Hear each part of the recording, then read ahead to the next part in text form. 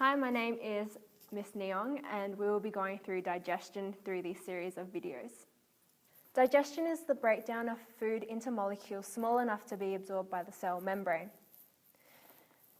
You should have already gone through this in previous years, but I'll go through it really quickly. We cannot expect to slap on a piece of steak onto our arm and expect it to start moving. And so what we have to do is we have to start breaking it down into molecules. We also can't expect the apple to simply just go through the cell membrane. This is why we have digestion.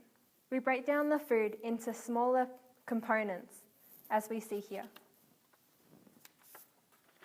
We have meat that can be broken down into protein, lipids, and carbohydrates. Proteins that we ingest, such as meat and tofu, are broken down into individual amino acids in the stomach, which are then absorbed into the cell to make proteins. The new proteins can then go on to carry out a number of specific functions determined by its shape. There are 20 different amino acids that make up a range of specifically structured proteins. The specific structure comes from the amino acid sequence itself. The amino acid sequence comes from the DNA.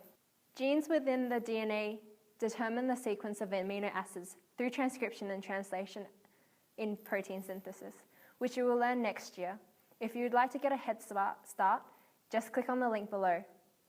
The amino acids, depending on its inner chemical formula, will be attracted or repelled to each other. The repulsion or attraction determines the function in the cell. The shape is classified into 4 levels. The primary structure, the string of amino acid sequence connected by a bond called a peptide bond. Then we have the tertiary and secondary structures, when the amino acid folds and produces a specific shape due to the attractions and repulsions of the amino acids. The quaternary structure is when two or more of the tertiary structures come together to produce one massive protein. Amino acids are needed to produce proteins called enzymes. The body would not function without enzymes because they are biological catalysts. Catalysts are substances that increase the rate of reaction without itself undergoing any chemical change. Therefore, enzymes can be used over and over again. Like all proteins, they have a specific shape for a specific function. Enzymes can catalyze because of an area within its structure called the active site.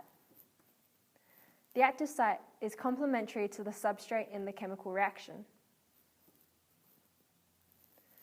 The enzymes are specific catalysts and usually work to complete only one task.